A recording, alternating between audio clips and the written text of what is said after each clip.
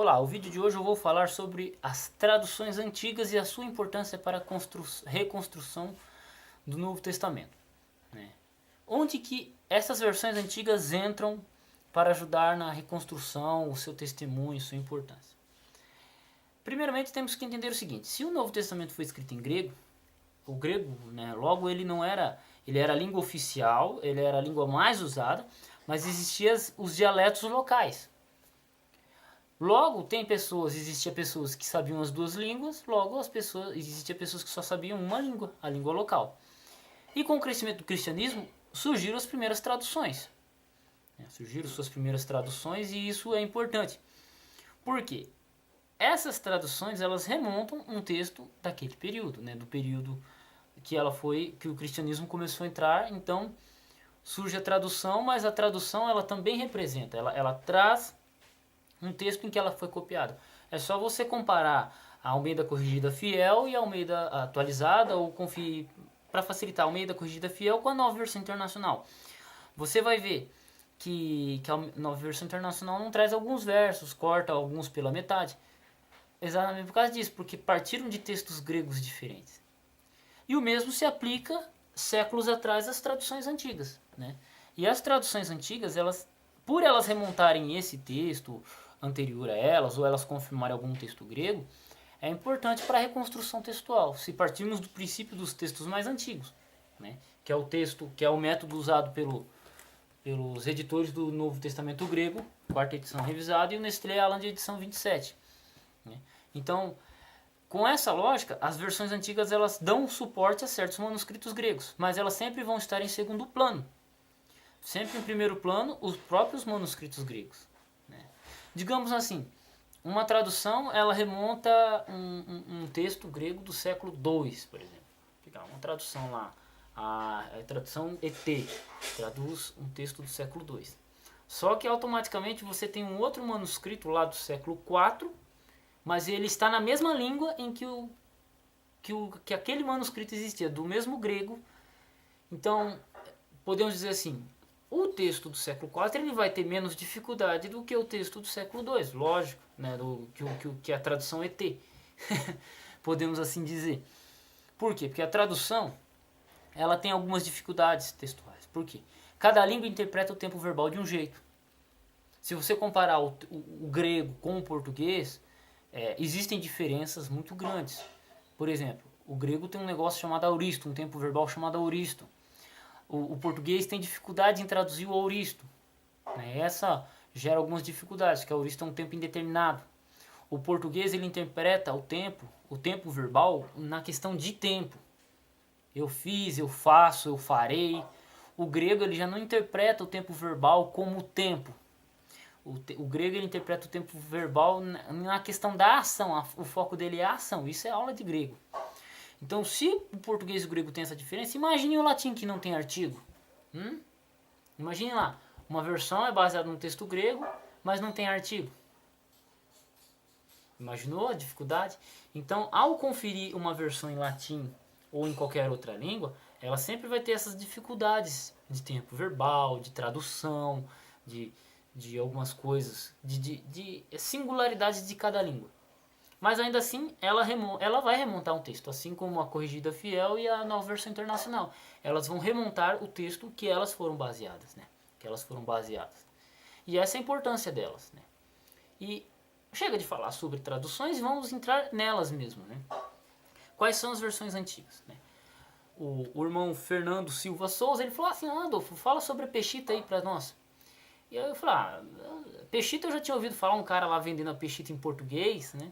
Mas aí eu fui olhar e na verdade a Peshitta é uma versão, é o nome da Bíblia de uma versão da língua siríaca que é um dialeto do aramaico. Né? Eu baixei uma gramática lá do aramaico e aí baixei e bati o olho e falei, nossa cara, o siríaco é igual o hebraico praticamente, né? Muda só os caracteres. Então por quê? O hebraico, aramaico e Peshitta são línguas da mesma família. Então assim, temos a siríaca. O siríaco ele é dividido em dois, né? O siríaco é o aramaico antigo. Temos o aramaico oriental, que era a língua falada pelos judeus nos dias de Jesus, né? e temos o dialeto siríaco, falado na Síria e parte da Mesopotâmia. Então, de acordo com a região, existia dois siríacos. 5 versões são as que mais se destacam, de acordo com o Novo Testamento grego, quarta edição revisada, né, que é a Antigo Siríaca, a Peshita, que é muito falada aí, que o irmão pediu para falar tanto, a Peshita, a Palestina, a Filoxiana e a Iraquiana.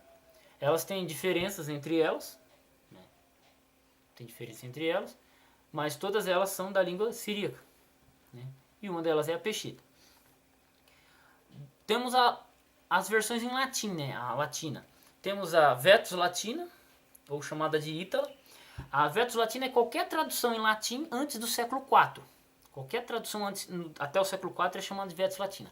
A partir do século IV em diante, elas passam a ser chamadas de Vulgata, que elas vêm quando surgiu Jerônimo, fez a tradução na Vulgata Latina, e aí, a partir daí, a Vulgata Latina começa a dominar o espaço, em Roma, no norte da África, é isso. Então, assim, a Vetus Latina ela é uma versão mais antiga do latim, clássico. Aí também temos outras línguas antigas que ajudam, né? Auxiliam na reconstrução textual, mas sempre em segundo plano. Copta, que é uma língua egípcia, né? Que era a língua egípcia, que existem vários dialetos coptas. Aí tem a etíope, a georgiana, nubiana, arábica, eslávica, gótica e armênia. A gótica ela é baseada no texto bizantino. A armênia vem da siríaca. E a georgiana vem da armênia. Que a armênia vem da siríaca. Então ela é tradução da tradução da tradução do texto grego. Entende? Então surge aí agora você imagine dificuldades. Né? Seria a mesma coisa que você tentar remontar o texto grego a partir do português. Ou, vamos pegar aí a tradução Novo Mundo. Né? Pegando a tradução Novo Mundo como exemplo. A tradução Novo Mundo, em português, ela é baseada na versão inglesa. Que é baseada no texto de Scott Hort, misturado com o texto de Nestriano, de mais algum retalho que eles queiram fazer. Então, é mais ou menos isso. Você tenta remontar o texto grego a partir da tradução Novo Mundo, você vai ter que voltar para a tradução inglesa, e da inglesa voltar para o texto grego. Você não está direto no texto grego. Então, foi o que aconteceu com essa versão aqui. Nota, só tomando como exemplo, tá?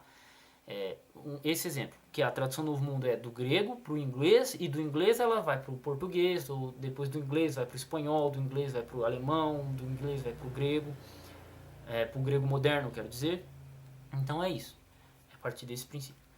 Um outro ponto importante, né, os pais da igreja. Os pais da igreja é uma coisa bem legal, porque até o século III, século IV ali, o grego também foi usado. O grego foi usado, mas ele foi diminuindo. Os pais da igreja eles faziam cartas, tratados teológicos, eles escreviam e eles citavam versos bíblicos. Às vezes citavam de forma direta, às vezes citavam de forma indireta. Já conversou com alguém, tá, naquela conversa, aí uma pessoa chega e fala assim: "Ah, vinde a mim como está". Não existe esse verso bíblico na Bíblia. O mais que se aproxima desse verso é: "Vinde a mim, vós que estáis cansados e oprimidos, né, e vos aliviarei". Aí tem mais coisas no verso. Então, assim, a dificuldade deles é exatamente essa. De se usar alguns pais da igreja, algumas citações do pai da igreja. Porque algumas são citações diretas, outras são citações indiretas, alusões, interpretação, que dificulta qual era o texto, qual que era a leitura original. Porém, ainda assim, pela antiguidade ou para confirmação de certa leitura variante, é muito importante. E está aí a importância dessas versões, a importância dos pais da igreja na reconstrução textual. Né? Pelo menos estou partindo do princípio dos textos mais antigos. Se você partir do princípio dos textos mais antigos, vai ser essa maneira de enxergar as traduções antigas. Né? Mas elas também confirmam, algumas confirmam o texto bizantino, como a própria versão gótica. Né? E a siríaca, né? Que a siríaca, a Peshita, aqui pelo que o irmão falou, queria dizer que confirma, a própria Peshita, ela é da mesma região que a bizantina, que o texto bizantino. Então, logo os dois vão ser parecidos, porque o Novo Testamento grego usado naquela região vai influenciar a tradução naquela região.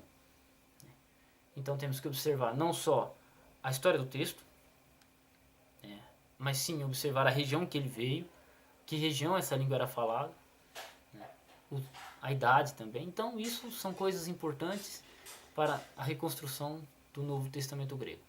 Até o próximo vídeo, fiquem com Deus e um abraço.